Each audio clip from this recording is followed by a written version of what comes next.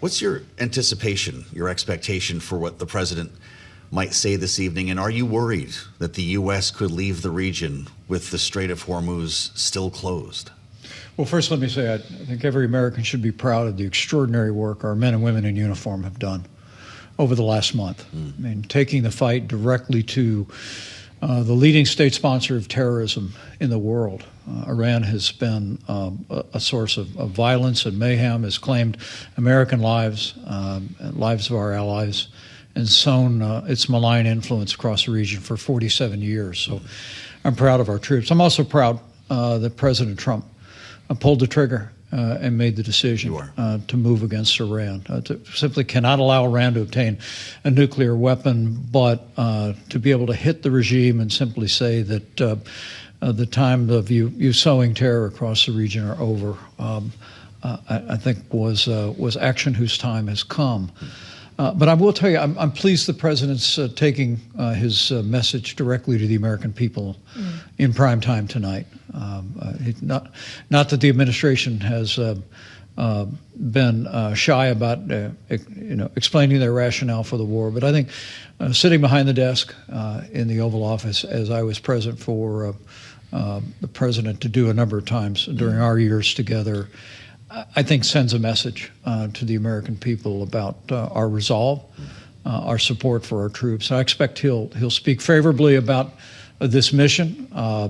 He'll update the American people on our progress, but I also expect there'll be a call out to our allies around the world about the need to come alongside America and make sure that we finish this job and don't just open the Strait of Hormuz, but that we make it clear that the free world will no longer tolerate the violence and terror that has flowed from Tehran for 47 years. Well, on that call out to our allies, Mr. Vice President, making the ask now versus giving them warning and making the ask before these operations began, why would they answer the call at this time? Well, because they're our allies, Kayleigh, and I'm particularly disappointed in the United Kingdom. I mean, really, since World War II, we've had what we call a special relationship with the United Kingdom, which, as I saw firsthand during my years in Congress and then when I was vice president, that when we go, the UK goes, but not this time. And I think Keir Starmer has fumbled in ways that are not reflective of the deep and abiding ties between the American people and the people of the UK. That being said, there have been other allies that have stood with us. The German Chancellor has spoken boldly about America and Israel taking the fight, which was also their fight to Tehran.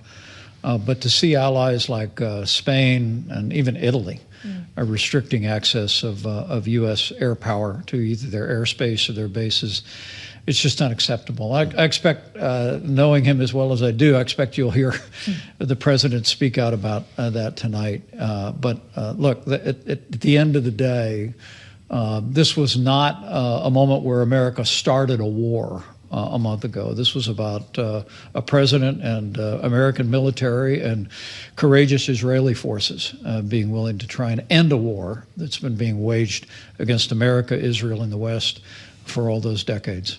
Beyond reconsideration were the two words that jumped off the page in the Daily Telegraph of London, the president suggesting that, in fact, he would not only consider pulling out of NATO, but is beyond the point of consideration. Are we going to hear about a withdrawal from this alliance tonight? Well, I don't expect so. Okay. And of course, that'd take an act of Congress. That's right. To step out of a treaty. Not that stopped this president before. But look, when during our years, the president spoke boldly about the fact that most of our NATO allies were not living up to their own commitment to spend 3% of their GDP on our common defense. I was proud of the fact that before we left office together, the overwhelming majority of our NATO allies had invested some $120 billion in our common defense. In fact, NATO's ability to support Ukraine against that unprovoked invasion by Russia 4 years ago is largely owing to the buildup that we facilitated. So I expect there'll be some tough talk tonight by the president to our allies. The NATO alliance has literally kept the peace now for 3/4 of a century. and sending a message to our allies that we're in this together. They need to be together with America and with Israel. And my deep conviction and my hope is that we'll hear the president say tonight that we're gonna finish this fight once and for all. I think it's imperative that our forces, Israeli forces, continue to strike until two things happen. Number one is that the people of Iran are able to rise up and reclaim their own country. We haven't heard as much about that notion in recent weeks. Well, but it's, I can tell you, I've had the opportunity to meet people in the Iranian diaspora across this country and across the world. There are people hoping and praying that we will create enough space by striking at the internal security forces in Iran where the people can take to the streets as they did in January at great personal risk, and as they did 15 years ago in the Green Revolution, Kayleigh. But the other thing is I think it's imperative that we finish the job once and for all to restore deterrence on the world stage. Look, Beijing and Moscow are watching this conflict very closely. And if we were to stop short, if we were to take anything less than really a fundamental change in Iran and its ability to project force against others and its own people, I think that would only embolden authoritarian regimes around the world. Even if it necessitates ground troops?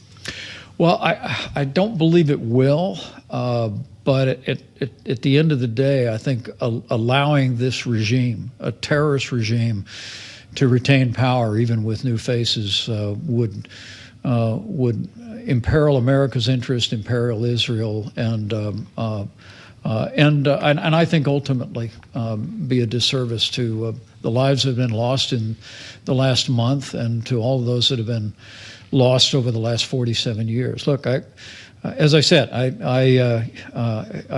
I'm incredibly proud of our armed forces and the job that they've done. I'm proud of the president for pulling the trigger.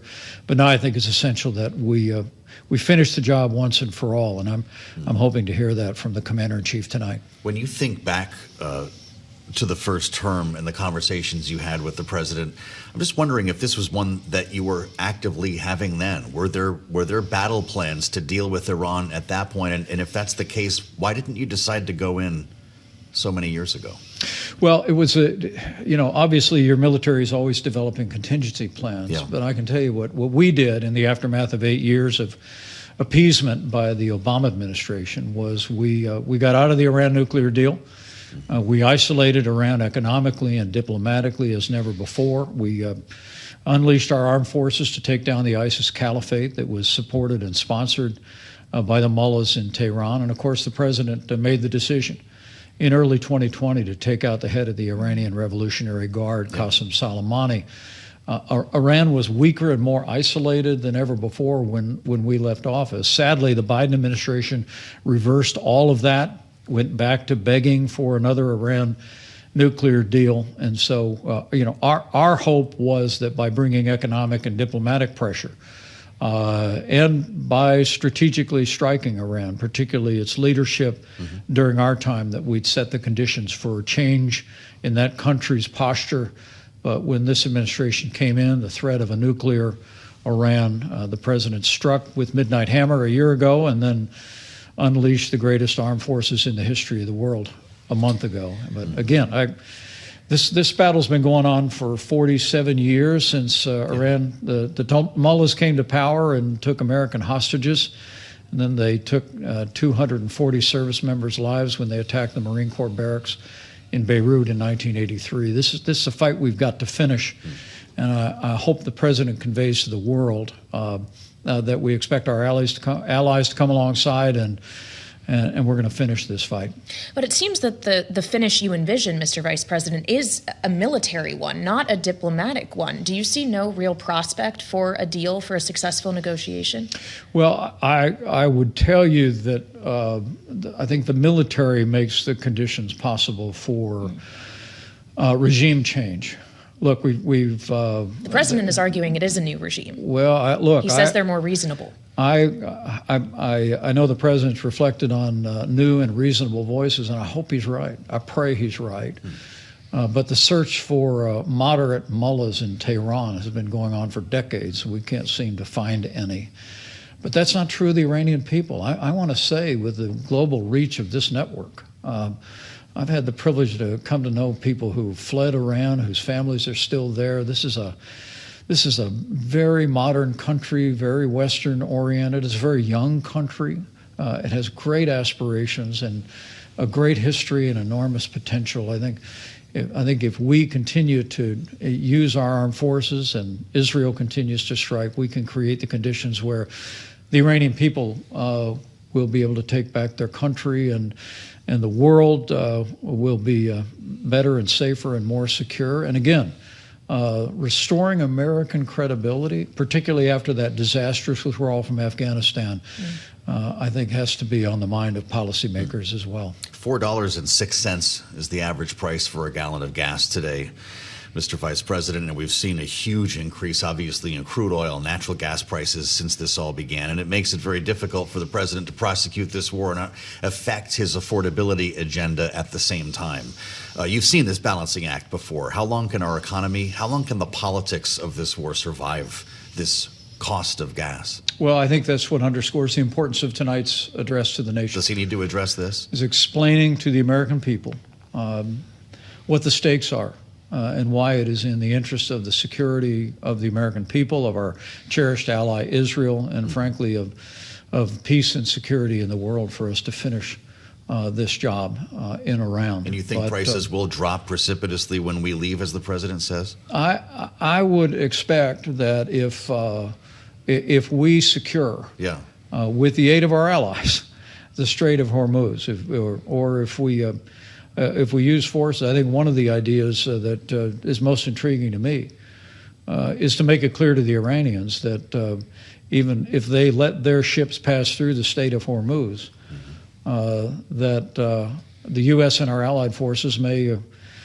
consider taking possession of those ships and steering them into allies' harbors instead. So make it clear to Iran that they cannot control this strait, or there will be costs directly as well to them beyond every cost that they've paid.